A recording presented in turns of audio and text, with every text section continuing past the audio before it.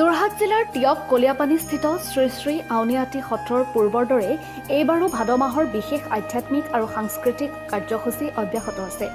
উল্লেখ্য যে প্ৰতিষ্ঠা কালৰে পৰা পবিত্ৰ ভাদ মাহটোত নাম প্ৰসংগৰ লগতে আধ্যাত্মিক তথা সাংস্কৃতিক কাৰ্যসূচীৰে উদযাপন কৰি আহিছে এই ঐতিহাসিক সত্ৰখনে।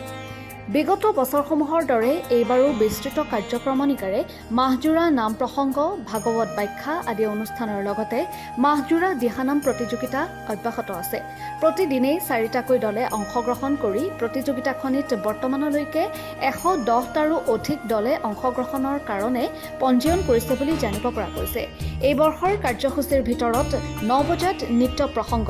11 বজাত সত্ৰীয়া পালনাম, 12 বজাত সত্ৰাধিকাৰ ডক্টৰ পীতাম্বৰ দেৱগোস্বামীৰ দ্বাৰা সংস্কৃত ভাগৱত ব্যাখ্যা,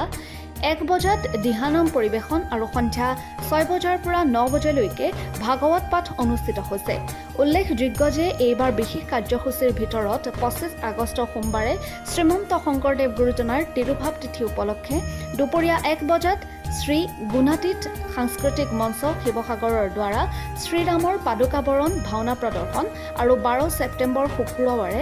মাধৱদেৱ গুৰুজনাৰ তিৰুভাৱ তিথি উপলক্ষে দিনৰ 1 বজাত আউনীআটীয়া সাংস্কৃতিক সেৱা সমিতি মাজুলীৰ দ্বাৰা ভক্ত প্ৰহ্লাদৰ নৃসিংহ দৰ্শন ভাওনা প্ৰদৰ্শন, 14 ছেপ্টেম্বৰ সোমবাৰে শ্ৰী শ্ৰী কৃষ্ণৰ জন্মাষ্টমী উদযাপনৰ লগতে 17 ছেপ্টেম্বৰ বুধবাৰে দুপৰীয়া 12:30 দিহানাম প্ৰতিযোগিতাৰ সন্মানসূচক নিৰ্মালী প্ৰদান আৰু 2 বজাৰ পৰা আউনীআটীয় সাংস্কৃতিক সেৱা সমিতি মাজুলীৰ দ্বাৰা মহাভাগৱত পৰীক্ষিতৰ মুক্তিলাভ ভাওনা প্ৰদৰ্শনৰ অন্তত মাহজোৰা কাৰ্যসূচীৰ অন্ত পৰিব। মাহজোৰা সমূহ কাৰ্যসূচীত সকলো ৰাইজৰ উপস্থিতি আৰু সহায় সহযোগিতা কামনা কৰিছে সত্ৰাধিকাৰ ডক্টৰ পীতাম্বৰ দেৱগোস্বামী, ডেকা অধিকাৰ দেৱানন্দ দেৱগোস্বামীৰ লগতে নাম পৰিচালনা সমিতিৰ হৈ সভাপতি দুলাল বৰুৱা, মুখ্য সম্পাদক গজেন ভূঞা মজিন্দাৰ আৰু সহ সম্পাদক দ্বয় অনিল নামলগোৱা আৰু যতীন বাৰৱতীয়ে। 2005 চনৰ পৰা টিয়ক কলিয়াপানী আউনীআটী শাখা সত্ৰত আমি মাহজোৰা কাৰ্যসূচীৰে ভাদ মাহ উদযাপন কৰি আহিছোঁ। বিশেষকৈ ইয়াত নামৰ প্ৰয়োভৰ আছে। এফালে পালনাম, আনফালে বিভিন্ন প্ৰান্তৰ পৰা লোকসকলে আহি গোৱা দিহানাম, আনফালে ভাগৱত ব্যাখ্যা, সংস্কৃত ভাগৱতৰ ব্যাখ্যা কৰা হয়। ৰাতি আকৌ ভাগৱতৰ পদপাঠ হয়। আমি ভাদ মাহটো আচলতে এইদৰে পবিত্ৰ বুলি জ্ঞান কৰোঁ, য'ত ভগৱান শ্ৰীকৃষ্ণৰ জন্মাষ্টমী তিথি পৰে, মহাপুৰুষ শ্ৰীমন্ত শংকৰদেৱৰ তিৰুভাৱ তিথি পৰে আৰু মহাপুৰুষ মাধৱদেৱৰ তিৰুভাৱ তিথি পৰে আৰু এইটো মাহতেই মহাপুৰুষ শ্ৰী হৰিদেৱৰ জন্ম তিথি পৰে আৰু ইয়াতে এইটো মাহত কেইবাগৰাকী আটাপুৰুষৰো তিৰুভাৱ তিথি পৰে আৰু বিশেষকৈ যি সপ্তাহজোৰা ভাগৱত আৰম্ভ হৈছিল, সেই সপ্তাহজোৰা ভাগৱতৰ আৰম্ভণিৰ দিনটো হৈছে ভাদ্ৰ মাহৰ শুক্লা নৱমী তিথিৰ দিনা, যিদিনাখন গংগাৰ পাৰত বহি শুকদেৱে পৰীক্ষিতক 7 দিন ধৰি ভাগৱত কথা শুনাইছিলে। আমি ইত্যাদি ভাৱেৰে ভাগৱত মাহটো অত্যন্ত পবিত্ৰ বুলি গণ্য কৰোঁ আৰু আমি 2005 চনৰ পৰা যেতিয়া আমাৰ জাতি বৰ্ণ নিৰ্বিশেষে কোনো বয়সৰ কোনো শ্ৰেণীৰ কথা নথকাকৈ সকলোকে নাম গাবলৈ দিছোঁ। আমাৰ নামঘৰত যেতিয়া পুৰুষ মহিলা বিভিন্ন জাতিৰ লোকে আহি নাম গাইছে, সেইটোৱে আমাক সমন্বয়ৰ বাৰ্তা দিছে আৰু এই সমন্বয়ৰ বাৰ্তাটোত আচলতে আমি বৰ সাহস লাভ কৰিছোঁ আৰু সেইকাৰণে এইবাৰো আমাৰ মাহজোৰা তেনে নামৰ কাৰ্যসূচী অনুষ্ঠিত হৈছে আৰু এইবাৰ আচলতে আমি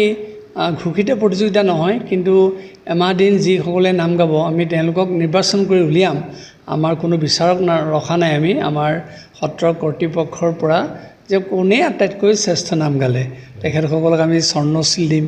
ৰূপৰ চিল দিম, ব্ৰঞ্জৰ চিল দিম আৰু শ্ৰেষ্ঠ কণ্ঠৰ অধিকাৰী কোন তেওঁলোকক আমি বাছি উলিয়াম ইয়াৰ মূল উদ্দেশ্যটো হৈছে যে তেওঁলোক নিভৃতম কোণত সোমাই থকা ইমান প্ৰতিভাৱান শিল্পী আছে আমি তেওঁলোকক উলিয়াই আনিব পৰা নাই গতিকে আমি এইটোৰ যোগেদি অকণমান তেওঁলোকক স্বীকৃতি প্ৰদান কৰিব খুজিছোঁ আৰু প্ৰতিভাটো আমি বিস্তাৰিত কৰিব খুজিছোঁ আপুনি মাধৱদেৱ ঢেকীয়াখোৱা বৰনামখন আমি প্ৰত্যেকবাৰে অংশগ্ৰহণ কৰে হয় তাৰ পালনাম আৰু ইয়াৰ পালনামৰ কিয় পাৰ্থক্য আছে আমি ধৰি লওক মাধৱদেৱৰ ঘোষা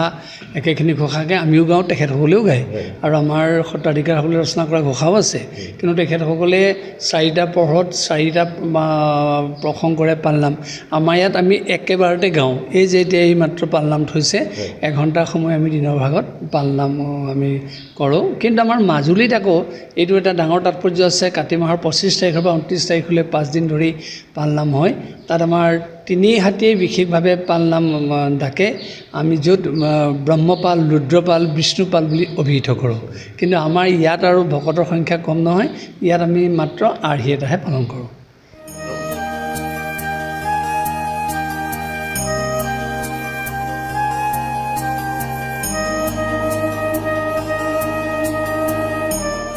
টিয়কৰ পৰা বিৰাজ বৰাৰ ৰিপৰ্ট,